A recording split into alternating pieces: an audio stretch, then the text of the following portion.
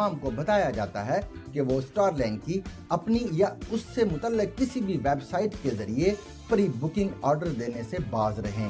یہ ہدایات ایسی رپورٹس کے سامنے آنے پر جاری کی گئی ہیں جن کے مطابق اسٹارلنک اپنی ویب سائٹ کے ذریعے سروس کے خواہش مند سبسکرائبرز کو آلات اور خدمات کے لیے $99 جو قابل واپسی کی رقم ہے پیشگی جمع کرانے کے لیے کہہ رہا ہے۔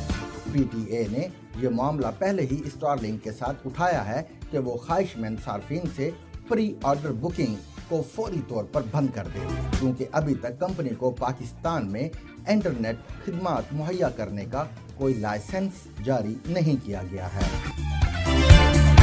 For more informative videos with Chaudhary Javed, subscribe to our YouTube channel. Zigzag News. We make it special.